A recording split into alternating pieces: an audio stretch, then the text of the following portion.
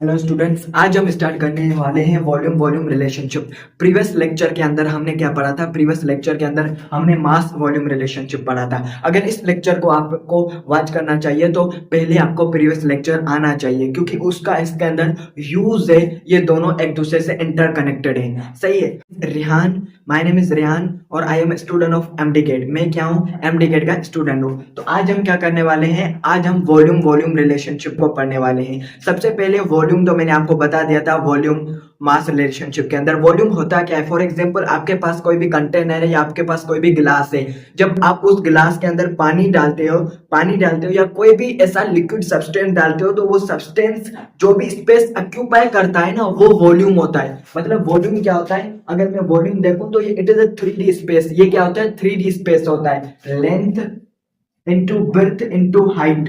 तो ये दोनों क्या होती है? एक किस्म की लेंथ ही होती है। तो इसका यूनिट मीटर, इसका यूनिट मीटर, इसका यूनिट मीटर। तो ये क्या हो जाता है? Metre square. ये बेसिकली एसआई सिस्टम होता है। एसआई का मतलब होता है सिस्टम इंटरनेशनल। मतलब ये जो यूनिट होता है पूरी दुनिया के अंदर वैलिड होता है, हर जगह अप्लीकेबल होता है। पर केमिस्ट्री के अंदर हम मोस्टली क्या करते हैं? वॉल्यूम का यूनिट यूज करते हैं डेसीमीटर क्यूब, या कभी कभी लीटर भी करते हैं। लीटर भी क्या होता है? फॉर एग्जांपल, इतने लीटर, 4 लीटर, 5 लीटर। पर मोस्टली हम क्या करते हैं? डेसीमीटर क्यूब, इसको हम डीएम क्यूब भी बोलते हैं। ये यूनिट बेसिकली हम क्या करते हैं? यूज करते हैं केमिस्ट्री के अंदर। सही है। केमिस्ट्री के अंदर हम ये यूज करते हैं, डेसीमीटर क्यूब। सही है। अब वॉल्यूम वॉल्यूम रिलेशनशिप का मतलब क्या होता है? फॉर एग्जाम्पल, आपके पास एक क्वेश्चन है, कार्बन प्लस ऑक्सीजन आपस में रिएक्ट कर रहे हैं और वो मेरे पास क्या बना रहे हैं? वाटर बना रहे हैं। ये मेरे पास क्या है? एक केमिकल इक्वेशन है। पहले आपको स्टोइकियोमेट्रिक कैलकुलेशन के अंदर क्या करना पड़ता है? इसको बैलेंस करना पड़ता है। मतलब सबसे पहले ये इक्वेशन क्या होनी चाहिए? ये इक्वेशन बैलेंस होनी चाहिए। तो यहाँ पर कार्बन एक के, सॉरी सॉरी सॉरी सॉरी, यहाँ पर ये नहीं बनेगा, यहाँ पर कार्बन डाइऑक्साइड बनेगी। सही है। जब कार्बन और ऑक्सीजन आपस में रिएक्ट करेंगे तो हमारे पास कार्बन डाइऑक्साइड बनेगी। यहाँ पर कार्बन एक है और यहाँ पर भी कार्बन एक है। यहाँ पर ऑक्सीजन 2 है और यहाँ पर ऑक्सीजन 2 है। मतलब इक्वेशन क्या है? पहले से ही बैलेंस है। अगर इक्वेशन पहले से ही बैलेंस है तो आपको उसको बैलेंस करने की जरूरत नहीं है, क्योंकि पहले से ही इक्वेशन क्या है? बैलेंस से। अब यहाँ पर समझने की कोशिश करो वॉल्यूम वॉल्यूम रिलेशनशिप क्या होता है। मैंने बताया था स्टोइकियोमेट्री के अंदर हम क्या करते हैं? रिएक्टेंट इन प्रोडक्ट के बीच में क्या करते हैं? रिलेशनशिप निकालते हैं। मतलब यहाँ पर फॉर एग्जांपल, अब यहाँ पर मैं लेता हूँ कि मेरे पास ऑक्सीजन का फॉर एग्जांपल मैं वॉल्यूम लेता हूँ 20.48 डीएम क्यूब। आपसे कोई पूछे कि अगर मैं इतना ऑक्सीजन लेता हूं किसी भी केमिकल रिएक्शन के अंदर, मतलब इस केमिकल रिएक्शन के अंदर मैं 44.8 DM cube volume of oxygen लेता हूं, तो मुझे बताओ कि मेरे पास कार्बन डाइऑक्साइड का कितना वॉल्यूम बनेगा? कार्बन डाइऑक्साइड का कितना वॉल्यूम बनेगा? इस कैलकुलेशन को, ऐसे रिलेशनशिप को वॉल्यूम वॉल्यूम रिलेशनशिप कहा जाता है। इन सच टाइप ऑफ प्रॉब्लम आपको वॉल्यूम दिया जाता है। अब वॉल्यूम रिएक्टर का भी दिया जा सकता है। फॉर एग्जांपल, अगर आपको बोले कि 89.6 डीएम क्यूब में कार्बन डाइऑक्साइड का वॉल्यूम लेता हूं, मतलब इतना कार्बन डाइऑक्साइड का वॉल्यूम प्रोड्यूस हो रहा है। मतलब जब कार्बन ऑक्सीजन आपस में रिएक्ट कर रहे हैं तो इतना 89.6 डीएम क्यूब वॉल्यूम प्रोड्यूस हो रहा है। तो मुझे बताओ, इतना वॉल्यूम प्रोड्यूस करने के लिए मुझे ऑक्सीजन का कितना रिक्वायर होगा? सही है। मतलब मुझे ऑक्सीजन का मुझे कितना वॉल्यूम रिक्वायर होगा, जरूरी होगा। अगर मुझे 89.6 डीएम क्यूब मुझे वॉल्यूम चाहिए कार्बन डाइऑक्साइड का, तो ये भी कॉन्सेप्चुअल क्वेश्चन आते हैं। मतलब आपको प्रोडक्ट का वॉल्यूम देकर रिएक्टेंट का वॉल्यूम भी पूछा जा सकता है, या रिएक्टेंट का वॉल्यूम देकर प्रोडक्ट का भी पूछा जा सकता है। ऐसा नहीं होता सिर्फ आपको रिएक्टेंट का वॉल्यूम देके प्रोडक्ट का पूछा जाए। सही है। तो ये आपको चीज समझ में आई कि वॉल्यूम वॉल्यूम रिलेशनशिप क्या होता है। मतलब जब हमें रिएक्टेंट या प्रोडक्ट, इन दोनों में से किसी भी एक का वॉल्यूम दिया जाता है और हमसे दूसरा वॉल्यूम पूछा जाता है, ऐसे रिलेशनशिप को, ऐसे प्रॉब्लम्स को हम क्या कहते हैं? वॉल्यूम वॉल्यूम रिलेशनशिप कहते हैं। कभी कभी इसको वॉल्यूम वॉल्यूम कन्वर्जन भी बोला जाता है, कभी कभी इसको वॉल्यूम वॉल्यूम कैलकुलेशन भी बोला जाता है, कभी इसको वॉल्यूम वॉल्यूम प्रॉब्लम बेस भी बोला जाता है, पर मोस्टली वॉल्यूम वॉल्यूम रिलेशनशिप होता है। तो हमने स्टोइकियोमेट्री के अंदर और वॉल्यूम वॉल्यूम रिलेशनशिप के बाद अगली वीडियो हमारी राउंडिंग ऑफ डेटा, मतलब कुछ बेसिक मैथ होगी जो केमिस्ट्री के अंदर यूज होती है, आपके बुक के अंदर के भी नहीं।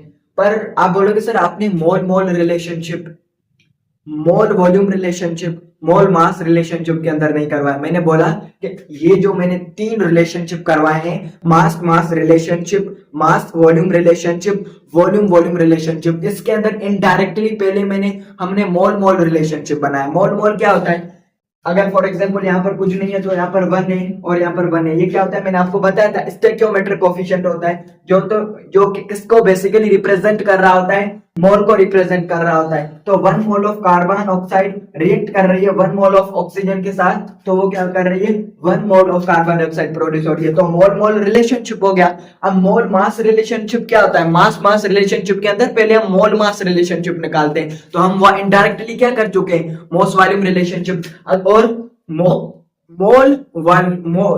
मास वॉल्यूम रिलेशनशिप के अंदर पहले हम क्या निकालते हैं, मोल वॉल्यूम, तो वहां पर मोल वॉल्यूम रिलेशनशिप कर सकते हैं। मतलब हमने ये जो 3 रिलेशनशिप पढ़े ना, इनमें से ही वो 3 रिलेशनशिप आ गए। अगर आपने इन वीडियोस को डिटेल से और बेसिकली कंसंट्रेट होकर या फोकस करके वॉच किया होगा तो आप इस चीज को फील कर पाए होंगे। सही है। अब वॉल्यूम वॉल्यूम रिलेशनशिप क्या होता है, मतलब जब मुझे रिएक्टेंट का वॉल्यूम दिया जाए और मुझे प्रोडक्ट का वॉल्यूम पूछा जाए, या मुझसे प्रोडक्ट का वॉल्यूम मुझे दिया जाए और मुझे रिएक्टेंट का वॉल्यूम पूछा जाए, तो ऐसे रिलेशनशिप्स को, ऐसे प्रॉब्लम्स को, ऐसे स्टोइकियोमेट्री को हम कहते हैं वॉल्यूम वॉल्यूम रिलेशनशिप। अब हम क्वेश्चन की तरफ चलते हैं, तब तक आप इसको लिख लें, उसके बाद हम क्या करते हैं, अपना क्वेश्चन सोल्व करते हैं। अब एक मिनट, इस क्वेश्चन को सोल्व करने से पहले मैंने आपको प्रीवियस लेक्चर के अंदर बताया था कि हम ये जो वॉल्यूम वॉल्यूम रिलेशनशिप होते हैं ना, वो गैसेस के लिए यूज करते हैं। मतलब जब हमने रिएक्टेंट एंड प्रोडक्ट में गैसेस यूज किया तो उसके लिए हम क्या करते हैं, यूज करते हैं। क्यों? क्योंकि गैसेस का मास लेने से पहले उसका वॉल्यूम लेना ज्यादा प्रिफर किया जाता है। मतलब उसमें ज्यादा, क्योंकि सॉलिड क्या होता है, सॉलिड मास होता है और लिक्विड का भी मास होता है, तो उसका मास मास मास रिलेशनशिप अच्छा होता है, मतलब उसके तरफ हमें एक्यूरेट कैलकुलेशन मिलती है। पर ये जो गैसेस होती है ना, इनका मास बहुत ही कम होता है, जिसकी वजह से वॉल्यूम लिया जाता है। और वॉल्यूम से हमें ये फायदा क्या होता है कि क्योंकि स्टोइकियोमेट्री एक एप्लीकेशन ब्रांच है, मतलब केमिस्ट्री की ब्रांच है, पर इसकी बहुत सारे एप्लीकेशन है, इंडस्ट्रीज हो गए, मतलब बहुत सारे, हम आगे पढ़ेंगे मेडिकल यूजेज के अंदर। मतलब it is ultimate source of everything. मतलब हमारे पास जो स्टोइकियोमेट्री होती है, हर केमिकल अंदर जो भी केमिकल मैन्युफैक्चर्स होते हैं, प्लास्टिक फ्रैक्चर होते हैं, सोप फ्रैक्चर होते हैं, डिटर्जेंट फ्रैक्चर होते हैं, सारी चीजों के अंदर स्टोइकियोमेट्री का यूज होता है। सही है। क्योंकि जो इंडस्ट्रियल्स पर्संस होते हैं, जो वर्कर्स होते हैं, उनको एक डिजायर प्रोडक्ट, एक अमाउंट ऑफ प्रोडक्ट चाहिए होता है, तो स्टोइकियोमेट्री को यूज करते हैं। सही है। तो ये चीज अगर आपको समझ में आई तो आप लिख लें। अब उसके बाद मैं एसटीपी बताता हूं। मैंने आपको बताया था कि वॉल्यूम वॉल्यूम रिलेशनशिप क्या होता है, जब रिएक्टेंट प्रोडक्ट दोनों गैसेस हो।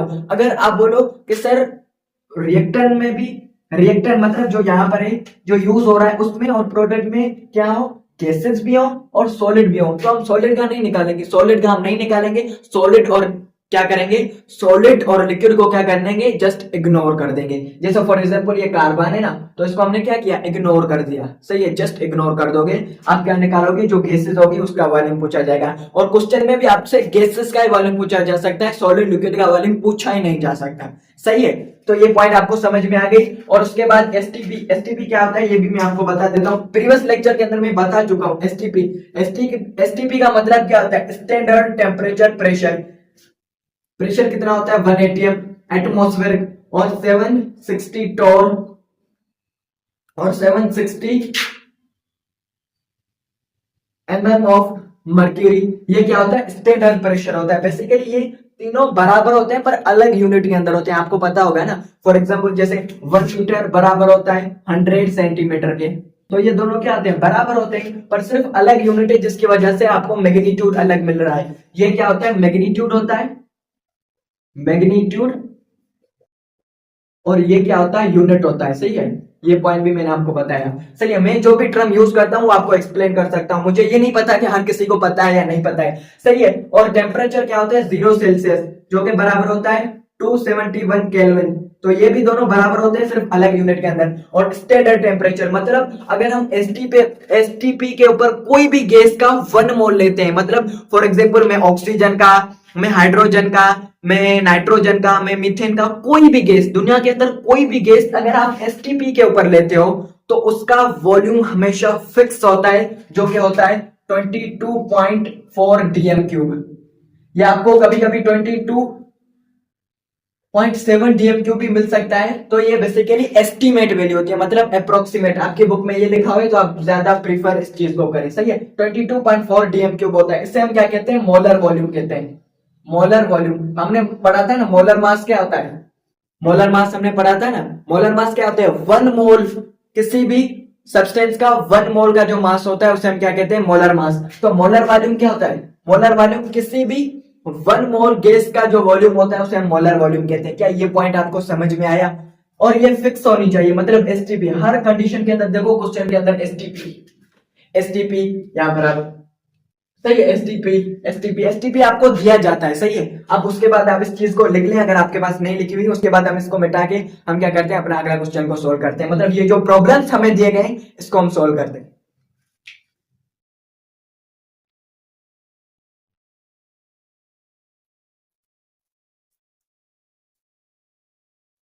चलिए अब हमारा पहला क्वेश्चन हम सोल्व करते हैं। सोल्यूशन, सबसे पहले क्वेश्चन के अंदर हमसे क्या पूछा जा रहा है, calculate the volume of CO2 at STP that can be produced by complete burning of 50 dm cube of butane gas. Butane gas होती है, एक हाइड्रोकार्बन होता है, आप क्लास 10th के अंदर पढ़ चुके होंगे, ऑर्गेनिक कंपाउंड होता है, सही है, C4H10 in the excessive supply of oxygen. अब क्वेश्चन क्या कहता है, वो बोलता है कि एसटीपी के ऊपर, एसटीपी का मतलब होता है यहाँ पर टेम्परेचर 0 सेल्सियस है और प्रेशर क्या है 1 atm एटमोस्फेयर, या 760 टोर या 760 mm ऑफ मर्क्यूरी, ये क्या होते हैं, प्रेशर के यूनिट होते हैं, सही है। तो बोलता है कि अगर मेरे पास ब्यूटेन है, अगर मैं इसके 50 DMQ वॉल्यूम लेता हूं, मतलब मैं क्या करता हूं, इसका 50 DM वॉल्यूम करता हूं और कंप्लीट बर्निंग करता हूं, मतलब मैं इसको जलाता हूं in the presence of oxygen, मैं इसको जलाता हूं, तो मेरे पास कार्बन डाइऑक्साइड बनता है और वाटर बनता है। आपको इसका कार्बन डाइऑक्साइड इसका वॉल्यूम कैलकुलेट करना है। क्या मैंने बोला कि एसटीपी के ऊपर मैं ब्यूटेन को जलाता हूं, जब मैं ब्यूटेन को जलाता हूं तो मेरे पास जो कार्बन डाइऑक्साइड बनती है उसका मुझे वॉल्यूम कैलकुलेट करना है। जबकि मैंने 50 DMQ अगर मैं वॉल्यूम ऑफ ब्यूटेन लिया है तो मुझे बताओ कि मेरे पास कार्बन डाइऑक्साइड वॉल्यूम कितना बनेगा। सबसे पहले इक्वेशन को बैलेंस करोगे। अब ये इक्वेशन बैलेंस करने में आपको थोड़ा टाइम लग सकता है क्योंकि ये हायर कोफिशिएंट से बैलेंस होती है। मैं आपको जो हमारे पास बेसिकली केमिकल इक्वेशन को बैलेंस करना सिखा चुका हूं। अगर फिर भी किसी को नहीं आता बैलेंसिंग ऑफ केमिकल इक्वेशन तो आप कमेंट के अंदर लिख सकते हो। मैं एक सेपरेट वीडियो बनाऊंगा जिसके अंदर मैं पूरा procedure with tricks and types में आपको केमिकल इक्वेशन को बैलेंस करना सिखाऊंगा, हर चीज क्लियर। अब यहाँ पर अगर मैं केमिकल इक्वेशन को बैलेंस करने लग जाऊं तो यहाँ पर 10 और 20 मिनट तो ऐसे ही जाया हो जाएंगे, जिसकी वजह से क्या होगा, बेसिकली ये हायर कोफिशिएंट है तो इसके अंदर 10-20 नहीं 7 मिनट तक, बेसिकली 5 मिनट तक इसको लग जाते हैं। क्यों? क्योंकि हायर कोफिशिएंट बैलेंसिंग है ना, सही है। जितनी आप प्रैक्टिस करोगे उतनी ज्यादा अच्छी केमिकल इक्वेशन बैलेंस कर पाओगे। तो प्रीवियस लेक्चर जो कि प्रीवियस लेक्चर देखते आ रहे हैं उनको केमिकल इक्वेशन बैलेंस करना आता है तो वो क्या हो जाएंगे, बोर हो जाएंगे। बोर का मतलब होता है उन चीज को आती है तो मैं उनका टाइम वेस्ट नहीं करना चाहता। और अगर आपको ये चीज आती है तो आप कमेंट के अंदर लिख सकते हो, मैं इसके ऊपर एक और वीडियो बना दूंगा बैलेंसिंग ऑफ केमिकल इक्वेशन, जिसके अंदर मैं पूरा कंप्लीट प्रोसीजर बताऊंगा कि how to chemical equation balance होती है, बैलेंस केमिकल इक्वेशन क्या होती है, कैसे करते हैं, स्टेप बाय स्टेप सारी चीज बता दूंगा। अब यहाँ पर देखो, अब यहाँ पर इक्वेशन को रीड करने की कोशिश करो कि यहाँ पर अगर बोल रहा है कि 2 मोल ऑफ ब्यूटेन जब रिएक्ट कर रहे हैं, और यहाँ पर ये बात हमेशा याद रखना, जब हम ऑर्गेनिक कंपाउंड को जलाते हैं या हाइड्रोकार्बन को जलाते हैं तो हम एक्सेसिव ऑफ ऑक्सीजन के अंदर जलाते हैं। क्यों? मतलब एक्सेसिव का मतलब होता है ज्यादातर ऑक्सीजन के अंदर जलाते हैं, क्योंकि अगर हम ऑक्सीजन का अमाउंट लिमिटेड रखेंगे तो यहाँ पर कार्बन डाइऑक्साइड की जगह कार्बन मोनोऑक्साइड बना देगी। और ये मैंने आपको पहले लेक्चर के अंदर बताया था, स्टेक्योमेट्री का जो पहला लेक्चर था, जो कि बेसिकली क्या था, अजम्पशन ऑफ स्टेक्योमेट्री थी, या basically condition for calculation of stoichiometry. मैंने आपको बताया था कि कोई भी साइड रिएक्शन नहीं होना चाहिए, मतलब हमारा टारगेट है कि ये बने, पर बीच में अगर ये बन जाए तो कुछ मास यहाँ पर चला जाएगा, जिसकी वजह से हमारी जो कैलकुलेशन आएगी उसके अंदर एरर आएगा, मतलब वो एक्यूरेट नहीं बन पाएगी। जिसकी वजह से मैंने आपको बताया था कि आप ऑक्सीजन का जो सप्लाई करते हो वो ज्यादा करते हो, क्योंकि अगर ऑक्सीजन का सप्लाई आप लिमिटेड करोगे तो यहाँ पर कार्बन मोनोऑक्साइड बनेगी, जिसकी वजह से यहाँ पर लिखा हुआ है एक्सेसिव सप्लाई ऑफ ऑक्सीजन। क्या ये चीज आपको समझ में आई? उसके बाद सोल्यूशन क्या होता है कि जब 2 मोल ऑफ ब्यूटेन रिएक्ट करते हैं 13 मोल ऑफ ऑक्सीजन के साथ, तो वो 8 mole of carbon dioxide and 10 mole of water produce करते हैं। हम फ्रॉम इक्वेशन सबसे पहले हम ये जो हमें बेसिकली जो वॉल्यूम दिया गया है उस वॉल्यूम को आप क्या करोगे, कन्वर्ट करोगे। किसके अंदर कन्वर्ट करोगे? बेसिकली ये जो मुझे वॉल्यूम दिया गया है सबसे पहले आप इस वॉल्यूम को कन्वर्ट करोगे। किसके अंदर कन्वर्ट करोगे? मोल्स के अंदर। तो n is equal to given volume divided by molar volume. n is equal to given volume क्या है मेरे पास 50 और मेरे पास क्या है 50 डीएम क्यूब क्या है गिवन वॉल्यूम है, ब्यूटेन का गिवन वॉल्यूम है। तो हम इसका मोलर वॉल्यूम निकालेंगे, सॉरी मोलर वॉल्यूम कितना होता है 22.4 डीएम क्यूब। 22.4 ये क्या होता है? मोलर वॉल्यूम होता है। और जब आप इसको सोल्व करोगे तो आपके पास आ जाएगा 2.23 मोल ऑफ C4H10, मतलब आपके ब्यूटेन के मोल आपके पास आ जाएंगे। मतलब मैंने क्या किया है कि अगर मैं 50 DM cube volume of butane लेता हूं तो वो मोल के अंदर कितना बराबर होगा, मतलब मोल के अंदर वो कितना बराबर होगा, तो वो होगा बेसिकली 2.23 मोल, मतलब इसके बराबर होगा अगर मैं 50 DM cube volume of butane लेता हूं। अब हम क्या करेंगे, इक्वेशन से रिलेशन बनाएंगे। फ्रॉम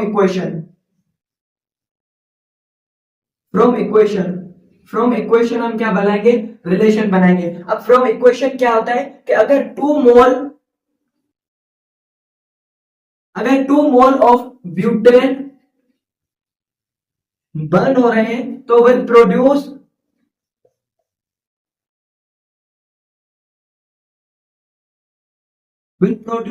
8 मोल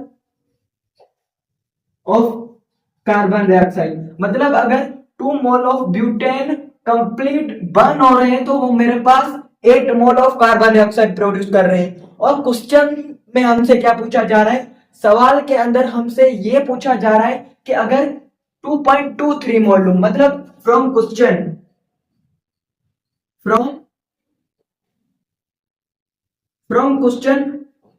अगर मैं 2.23 मोल ऑफ ब्यूटेन लूं will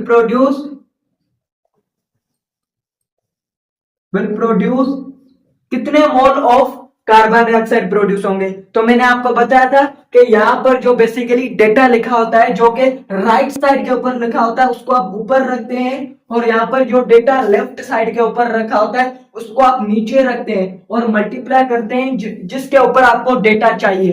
2.23 के ऊपर आपको मोल चाहिए ना, तो आप इससे मल्टीप्लाई करते हैं 2.23। ये मैं आपको बहुत बार बता चुका हूं, मास रिलेशनशिप में, मास वॉल्यूम रिलेशनशिप के अंदर, वॉल्यूम रिलेशनशिप के अंदर बता चुका हूं, बहुत सारे न्यूमेरिकल किए, तो ये तो आपको आ गया होगा। सही है। अब इसको 1 टाइम, इसको 4 टाइम, और 4 को अगर मैं 2.23 से मल्टीप्लाई करूंगा, 2.23 को 4 से मल्टीप्लाई करूंगा, ये तो सिंपल मैथमेटिक्स से सिंपल कैलकुलेशन है, मतलब मल्टीप्लिकेशन है, जो कि आपने क्लास 10th और 9th प्रीवियस, मतलब जो छोटे क्लास होते हैं उनके अंदर आपने ये पढ़ी होगी। सिंपल सी कैलकुलेशन है, ये तो आपको आनी चाहिए। एक चौक चौक बिचौक 8 टिचौक 12, एक चौक चौक बिचौक 58 9 है, एक चौक चौक बिचौक 8 है, तो यहाँ पर 2 पॉइंट, यहाँ पर 2 पॉइंट, तो मेरे पास क्या हो जाएंगे 8.92 मोल ऑफ CO2। मतलब अब इसका मतलब क्या है कि अगर मैं 2.23 मोल ऑफ ब्यूटेन लेता हूं तो वो मेरे पास प्रोड्यूस करता है 8.92 मोल ऑफ कार्बन डाइऑक्साइड। अब मैंने आपको बताया था कि volume relationship, mass volume relationship, mass relationship के अंदर हम इनडायरेक्टली मोल रिलेशनशिप भी पढ़ लेते हैं। अब यहाँ पर देखो, ये मोल तो रिलेशनशिप है, रिएक्टेंट के हमें मोल दिए गए थे प्रोडक्ट के हमने मोल निकाले, तो ये मोल मोल रिलेशनशिप है, वॉल्यूम वॉल्यूम रिलेशनशिप के अंदर ही मोल मोल रिलेशनशिप निकाला जा सकता है, सही है। पर हमें यहाँ पर उसने मोल नहीं पूछे, यहाँ पर उसने क्या पूछा है, बेसिकली कार्बन डाइऑक्साइड का वॉल्यूम पूछा है। तो अगर आपको number of basically moles of carbon given है तो आप फार्मूला यूज कर सकते हो ना। हमने मोल का फार्मूला क्या पढ़ा था कि n इज इक्वल टू, ये क्या होता है, given mass divided by molar volume होता है 22.4 dm क्यूब। अब इस फार्मूले से मैं क्या निकाल सकता हूँ, सही है। तो यहाँ पर देखो, अगर मुझे वॉल्यूम चाहिए, मतलब मास ऑफ वॉल्यूम चाहिए, सॉरी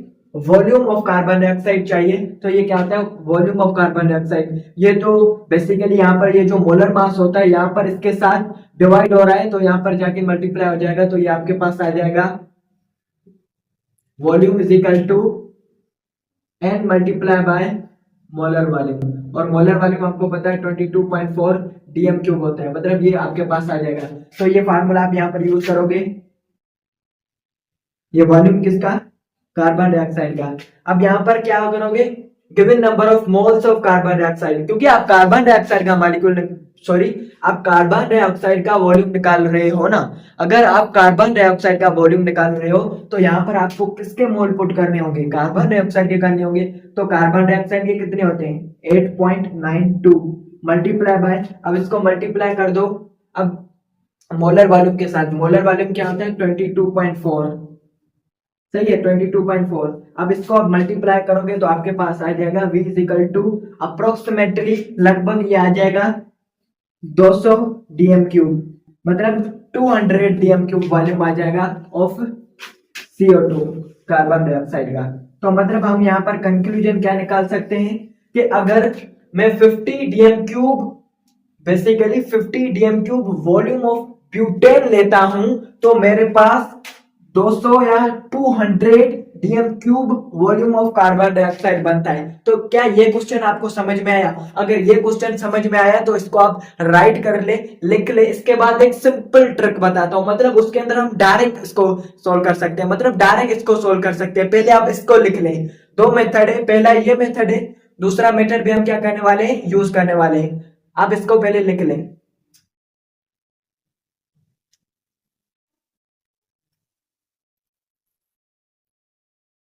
सही है। अब दूसरा मेथड क्या होता है, मैंने आपको बताया था। अब दूसरा मेथड स्टडी करते हैं, मतलब सेकंड मेथड। ये हमारे पास क्या है, बेसिकली सेकंड मेथड है। सेकंड मेथड से हम सोल्व करने वाले हैं इसको, सेकंड मेथड से हम इसको सोल्व करने वाले हैं। मैंने आपको बताया था कि ये जो नंबर होता है इसे हम क्या कहते हैं, स्टोइकियोमेट्रिक कोफिशिएंट कहते हैं। क्या कहते हैं, stoichiometric coefficient.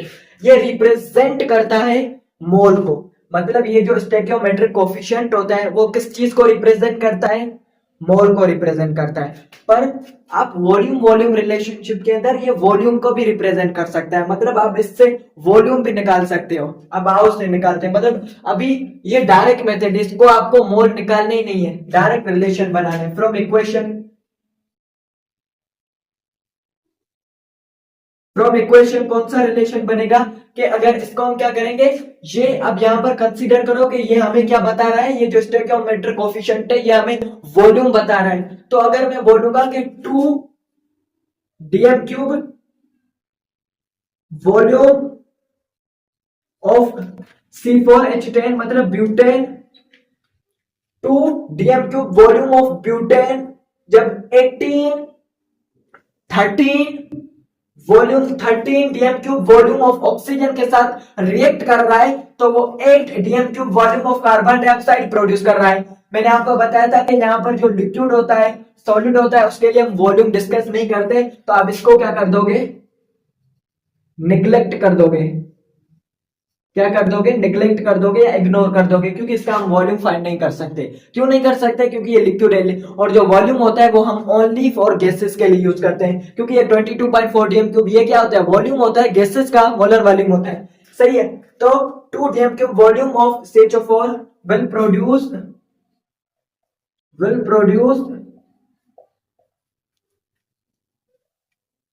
8 DM cube, 8 DM cube volume of carbon dioxide. From question हमसे क्या पूछा जा रहा है, फ्रॉम क्वेश्चन हमसे क्या पूछा जा रहा है, कि अगर मैं इसके कितने डीएम क्यूब वॉल्यूम लूं, 50 DM cube, 50 DM cube volume of C4H10 लूं, तो ये क्या करेगा, विल प्रोड्यूस कितना प्रोड्यूस करेगा, मतलब कितना बेसिकली कितना volume of carbon dioxide produce करेगा। तो यहां पर जो बेसिकली राइट साइड के ऊपर लिखा है उसको ऊपर लिखो, जो लेफ्ट साइड के ऊपर लिखा है उसको नीचे लिखो, यहां पर 2 लिखा हुआ है, और मल्टीप्लाई कर दो जिसके ऊपर आपको वॉल्यूम चाहिए 50, तो 1 टाइम 4 टाइम, 4 को 50 से मल्टीप्लाई करो, 4 4 0 0, और एक पंजा पंजा दो पंजा डेढ़ पंजा 15 4 पंजा 20, तो ये मेरे पास क्या आ गया, यहां पर लिख लेता हूं मैं, तो ये मेरे पास क्या आ जाएगा, 20 DM cube volume of carbon will produced. सही है। अब यहां पर देखो आ गया, मैंने बोला कि देखो सिंपल सिंपल आ गया, ये 200 आ गया। अगर वो जो पिछला वाला क्वेश्चन था उसके अंदर अप्रोक्सीमेटली ये आता है, मतलब कुछ पॉइंट के अंदर आंसर आता है, तो अप्रोक्सीमेटली 200 डीएम क्यूब के बराबर ही होता है। सही है। तो ये देखो सिंपल, हमने क्या किया, डायरेक्ट इक्वेशन बनाई, सिर्फ यहां से इसको हमने क्या किया, वॉल्यूम कंसीडर किया, उससे भी हमने क्या किया, इसको मैंने आंसर निकाल के दिखा दिया आपको। सही है। अब ये सिंपल इस मेथड को आप यूज करो, या जो मैंने आपको प्रीवियस मेथड बताया उसको यूज करो, पर ज्यादा सिंपल मेथड ये है, ज्यादा सिंपल मेथड है ना वो मैंने मेथड, क्योंकि मैं उसको सिस्टमेटिक यूज कर पा रहा हूं, तो जिसको जो आसान लगता है आप उस मेथड को यूज करें। मेरा ये टीच था कि मैं आपको हर मेथड बताऊं, मतलब मैं आपको जो भी चीज, जो भी मेरे पास नॉलेज है, जो भी मैं अपनी एमडीकेट टेस्ट के अंदर प्रिपरेशन के अंदर, मतलब जो भी मैं अपनी एमडीकेट प्रिपरेशन के अंदर यूज कर रहा हूं वो मैं आपको बता रहा हूं। और कुछ कॉमन मिस्टेक्स होती हैं जो कि हर एमडीकेट एस्पिरेंट करता है, और शायद उन एमडीकेट एस्पिरेंट में से मैं भी हूं, पर मैंने उन गलतियों को बेसिकली ट्रीट किया है, मतलब मैंने उन गलतियों को रिमूव किया है अपनी लाइफ से। कैसे? बिकॉज मैंने बहुत सारे जो एमडीकेट स्टूडेंट्स रहते हैं, मेरे फ्रेंड्स हैं और मेरे क्लासमेट्स हैं, उनसे मैंने बात की कि वो कौन कौन सी गलतियां बेसिकली करते हैं एमडीकेट के अंदर। तो उसके हिसाब से मैं एक वीडियो बना रहा हूं जिसके अंदर कॉमन एमडीकेट मिस्टेक, वो आप देख सकते हैं अगर आप एमडीकेट के एक्सपेरेंट हैं। उस वीडियो में अंदर मैं ये बताऊंगा कि जो एमडीकेट एस्पिरेंट होते हैं ना वो कौन सी गलतियां करते हैं, मतलब जैसे फॉर एग्जांपल वो थ्योरी ज्यादा पढ़ते हैं, एमसीक्यूज कम प्रैक्टिस करते हैं। पर हमें थ्योरी भी पढ़नी चाहिए, ऐसा नहीं है, बायोलॉजी के अंदर थ्योरी है, पर उसके हिसाब से आपको एमसीक्यूज प्रैक्टिस ज्यादा करना चाहिए, क्योंकि जो बेसिकली एमडीकेट होता है ना वो एमसीक्यूज होता है, और जो न्यूमेरिकल होते हैं उनके ऊपर ध्यान देना चाहिए, कैलकुलेशन के ऊपर थोड़ा ध्यान देना चाहिए। तो ऐसी कॉमन मिस्टेक्स हैं या सिली मिस्टेक होती है, बेसिकली बहुत सारी ऐसी मिस्टेक्स होती हैं जो कि एमडीकेट स्टूडेंट करते हैं, तो उनको नहीं करना चाहिए। क्या ये मेथड आपको समझ में आया? क्या ये मेथड आपको समझ में आया? ये मेथड बहुत ही सिंपल था, इतने अंदर इसके अंदर कोई इतनी कॉम्प्लेक्सिटीज नहीं थी, बहुत ही सिंपल मेथड था जो मैंने आपको बता दिया। सही है। उसके बाद हम इस क्वेश्चन को सोल्व करने वाले हैं, पहले आप इस क्वेश्चन को राइट कर लें। सही है। अब मैं इसको मिटा देता हूं।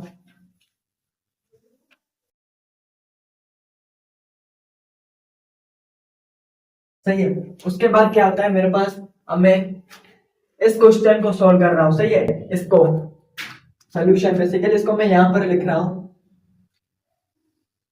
सही है। सोल्यूशन। सही है। सबसे पहले केमिकल इक्वेशन पहले से ही बैलेंस है। सही है। केमिकल इक्वेशन पहले से ही बैलेंस है। What volume of CO2 at STP is required to burn 500 dm cube of ethane. अब यहां पर एक मैं आपको इंपॉर्टेंट बात बता चुका हूं, एक होता है इथेन। सही है।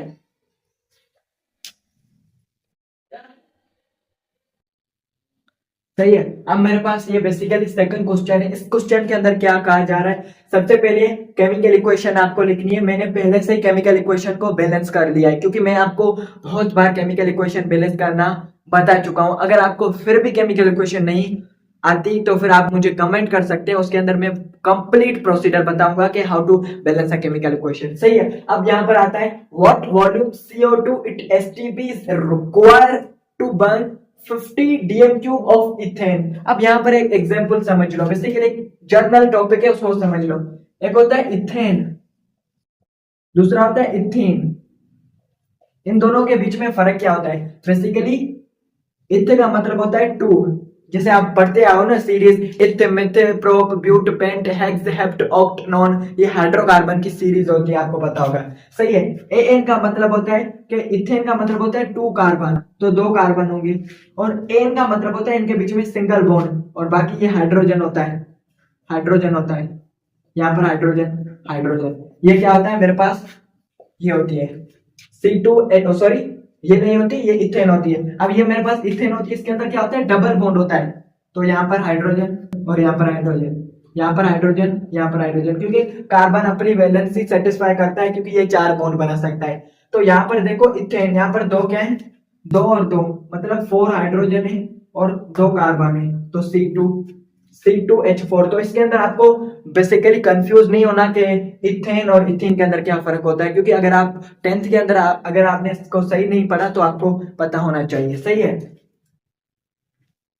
अब हम अपने क्वेश्चन के ऊपर आ जाते हैं। अब क्वेश्चन हमसे क्या पूछ रहा है कि अगर what volume O2 at STP is required to burn 500 dm cube of ethane gas, what volume CO2 will form। अब मेरे पास क्या है, ये केमिकल इक्वेशन, इसको मैं यहां पर लिख देता हूं, C2H4 प्लस 3O2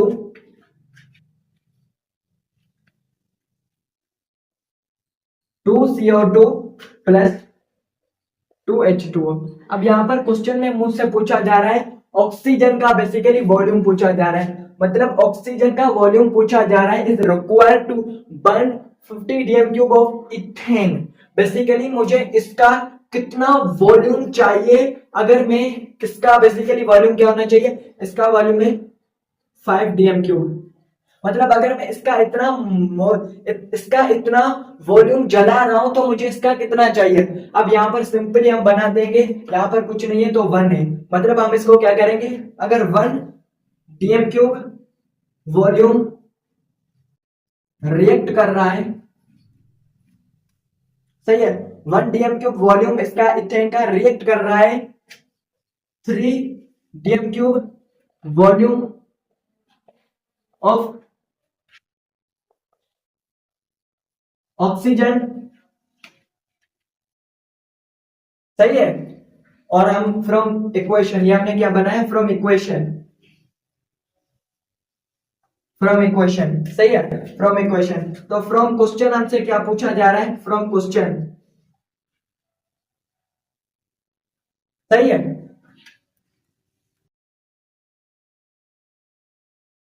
सही है। फ्रॉम क्वेश्चन हमसे क्या पूछा जा रहा है कि अगर इसका मैं कितना वॉल्यूम लेता हूं, 5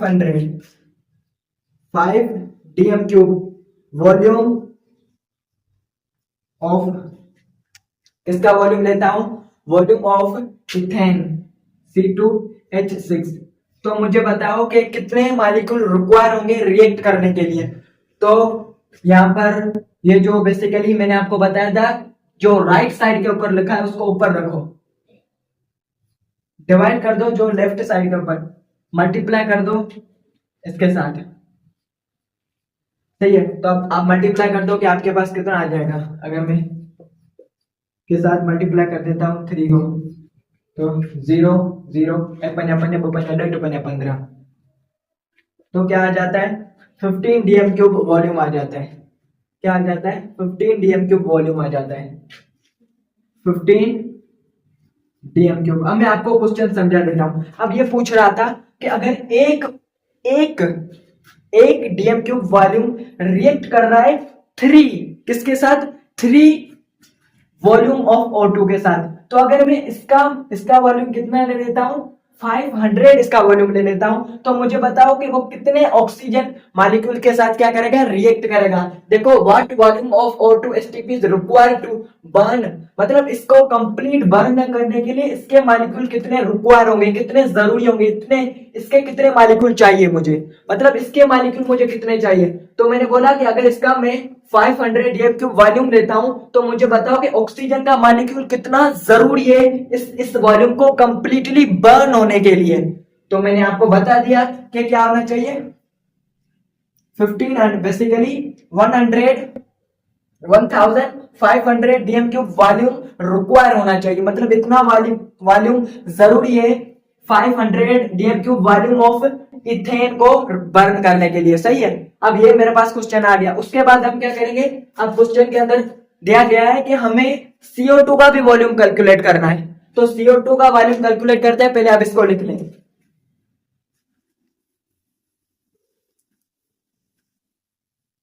अब CO2 का वॉल्यूम कैलकुलेट करने के लिए, अब यहां पर देखो बेसिकली